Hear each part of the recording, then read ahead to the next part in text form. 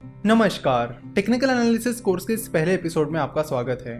Fundamental analysis course, stock market course for beginners, the ultimate guide to mutual funds, इन 3 कोर्सेज के बाद हम टेक्निकल एनालिसिस का ये कोर्स ला रहे हैं। जब भी हमें स्टॉक मार्केट में किसी कंपनी में इन्वेस्ट करना होता है या किसी कंपनी का शेयर खरीदना होता है तो हमें सबसे पहले यही चीजें बताई जाती हैं कि पहले आपको एनालिसिस करना होगा।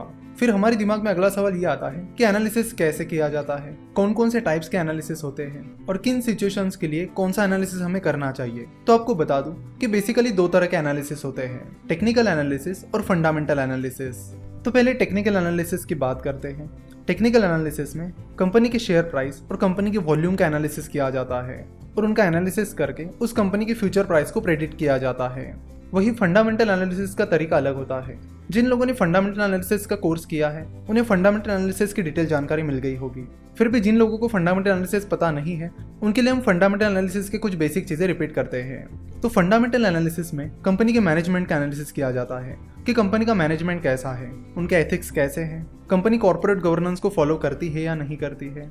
देन कंपनी के फाइनेंशियल स्टेटमेंट्स को देखा जाता है और उनका एनालिसिस किया जाता है, जैसे कि balance sheet, profit and loss statement, cash flow statement, इनका एनालिसिस किया जाता है। उसके बाद कंपनी के प्रोडक्ट्स और सर्विसेज का एनालिसिस किया जाता है कि कंपनी के प्रोडक्ट्स क्या क्या हैं, कंपनी की सर्विसेज कौन कौन सी हैं, उनकी फ्यूचर में क्या डिमांड हो सकती है, फिलहाल वो प्रोडक्ट्स एंड सर्विसेज कैसे परफॉर्म कर रहे हैं, कौन सी नई चीजें कंपनी आगे चलकर लाने वाली है। इन सारी चीजों का एनालिसिस किया जाता है। साथ ही कंपनी का वैल्यूएशन निकाला जाता है और उसके बेसिस पर डिसाइड किया जाता है कि इस कंपनी के शेयर्स को किस प्राइस पर खरीदना सही रहेगा। चलो तो टेक्निकल एनालिसिस और फंडामेंटल एनालिसिस के इस डिफरेंस को एक एग्जांपल की मदद से समझते हैं। मान लीजिए कि आप फ्रूट्स खरीदने एक फ्रूट सेलर के पास जाते हो और आप उस फ्रूट सेलर से बिना फ्रूट्स की क्वालिटी देखे और बाकी चीजें देखे उस फ्रूट को खरीद लेते हो, क्योंकि इससे पहले 5 बार आपने उस फ्रूट सेलर से फ्रूट्स खरीदे थे और आपने जितनी बार भी उससे फ्रूट्स खरीदे हैं फ्रूट्स अच्छे निकले हैं और इसीलिए आप इस बार भी बिना कुछ देखे उस फ्रूट सेलर से फ्रूट खरीद रहे हो, क्योंकि उस फ्रूट सेलर से खरीदे हुए सारे फ्रूट्स पहले अच्छे निकले थे। तो ये होता है टेक्निकल एनालिसिस, जिसमें आप पास्ट परफॉर्मेंस के बेसिस पर फ्यूचर को प्रेडिक्ट करने की कोशिश करते हो। यानी कि पिछले 5 बार फ्रूट्स अच्छे निकले हैं तो आपने ये प्रेडिक्ट कर लिया कि इस बार भी फ्रूट्स अच्छे ही निकलेंगे, इसलिए आपने उस फ्रूट सेलर से फ्रूट्स खरीद लिए हैं। वही अगर आप उस फ्रूट सेलर के पास जाते हो और आप फ्रूट्स की क्वालिटी चेक करते हो कि फ्रूट कैसे है, साथ ही आप उन्हें हाथ लगाकर चेक भी करते हो कि क्वालिटी भी सही है या नहीं।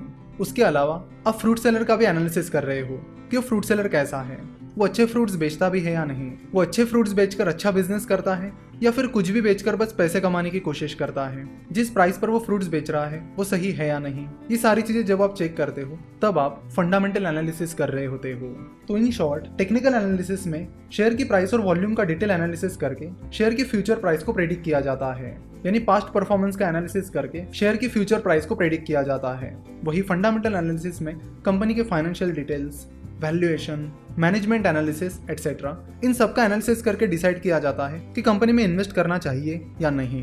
तो टेक्निकल एनालिसिस को शॉर्ट टर्म के लिए यूज किया जाता है, यानी अगर आप ट्रेडिंग करना चाहते हो या शॉर्ट टर्म के लिए शेयर खरीदने की प्लानिंग कर रहे हो तो आपको टेक्निकल एनालिसिस करना होता है, और लॉन्ग टर्म के लिए इन्वेस्ट कर रहे हो तो आपको फंडामेंटल एनालिसिस करना होता है।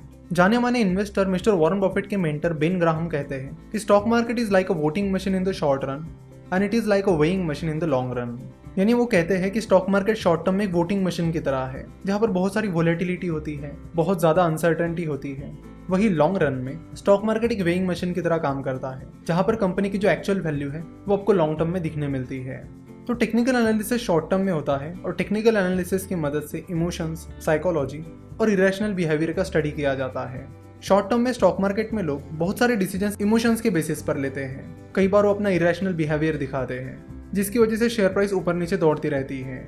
जैसे कि आपको बता दूं कि जब ब्रिटेन में ब्रेक्जिट की बातें चल रही थी तब इंडियन मार्केट बहुत गिरने लगा था। अगर आप देखोगे तो ज्यादातर इंडियन कंपनीज का ब्रेक्जिट से डायरेक्टली और इनडायरेक्टली कोई लेना देना नहीं था। उसके बाद भी ब्रेक्जिट की न्यूज आते ही स्टॉक मार्केट गिरने लगा था, लगभग सारी कंपनीज के शेयर प्राइसेस गिरने लगी थी। तो शॉर्ट टर्म में ये जो चीजें होती है वो लोगों के इमोशंस की वजह से और लोगों के इरेशनल बिहेवियर की वजह से होती है। इसी तरह ऐसी कई सारी चीजें होती रहती है जिनका कंपनी से डायरेक्टली और इनडायरेक्टली लेना देना नहीं होता, फिर भी शेयर प्राइसेस गिरने लगती हैं, क्योंकि शॉर्ट टर्म में ज्यादातर लोग इमोशनली डिसीजंस लेते हैं, सोच समझ कर नहीं। तो टेक्निकल एनालिसिस इमोशंस और इरेशनल बिहेवियर का स्टडी करती है और हिस्ट्री के बेसिस पर फ्यूचर का प्रेडिक्शन करती है। चलो तो टेक्निकल एनालिसिस को कुछ और एग्जांपल्स की मदद से समझते हैं। कई बार यूनिवर्सिटी एग्जाम्स में या कॉलेज एग्जाम्स में बहुत सारे स्टूडेंट्स पहले पिछले क्वेश्चन पेपर्स का एनालिसिस करते हैं कि कौन कौन से क्वेश्चंस रिपीट हुए हैं, और जो क्वेश्चंस पिछले 3-4 सालों से लगातार रिपीट हो रहे हैं वो उन पर ज़्यादा फोकस करते हैं। वो सोचते हैं कि ये कुछ स्पेसिफिक क्वेश्चंस पिछले 3-4 सालों से लगातार आ रहे हैं, इसलिए ये क्वेश्चंस इस बार भी ज़रूर आएंगे। तो उन्होंने ये जो प्रेडिक्शन किया है कि ये क्वेश्चन इस बार आएंगे, ये टेक्निकल एनालिसिस के बेसिस पे किया है। उन्होंने पास्ट परफॉर्मेंस देखा और उसके बेसिस पर फ्यूचर परफॉर्मेंस को प्रेडिक्ट किया। उन्होंने देखा कि पिछले 3-4 सालों से लगातार ये क्वेश्चंस पूछा जा रहा है, इसलिए संभावना है कि इस साल भी ये क्वेश्चन रिपीट होगा। तो टेक्निकल एनालिसिस बिल्कुल यही करता है, पास्ट परफॉर्मेंस के बेसिस पर फ्यूचर को प्रेडिक्ट करता है। अब जरूरी नहीं है कि वो क्वेश्चन एग्जाम में आएगा ही आएगा, वो क्वेश्चन एग्जाम में आ भी सकता है और नहीं भी आ सकता है। तो इसी तरह टेक्निकल एनालिसिस की भी कोई गारंटी नहीं होती कि वो काम करेगा ही करेगा, वो बस एक प्रेडिक्शन देता है जो सही भी हो सकता है और गलत भी। चलो टेक्निकल एनालिसिस का और एक एग्जांपल लेते हैं। हम सभी का एक दोस्त ऐसा होता ही है जो बोलता है कि मैं 10 मिनट में आ रहा हूँ और फिर आधे घंटे बाद आ जाता है। तो शुरुआत में 1-2 बार जब आपका वो दोस्त आपसे कहता है कि मैं 10 मिनट में आ रहा हूँ और आधे घंटे बाद आता है, तो उसके बाद से अगर आपका वो दोस्त आपको नेक्स्ट टाइम बोलता है कि मैं 10 मिनट में आ रहा हूँ, तो आप पहले ही दिमाग में प्लान करके रखते हो कि आपका ये दोस्त आधे घंटे बाद आएगा और आप उसके अनुसार अपनी प्लानिंग करते हो। तो अगेन आपने ये जो डिसीजन लिया है वो टेक्निकल एनालिसिस के बेसिस पर लिया है। तो ये था टेक्निकल एनालिसिस का इंट्रोडक्शन। नेक्स्ट पार्ट में हम टेक्निकल एनालिसिस की हिस्ट्री के बारे में बात करेंगे, उसके बाद हम जापानीज कैंडलस्टिक चार्ट के बारे में बात करेंगे और उसके अलग अलग टर्मिनोलॉजीज के बारे में भी जान लेंगे।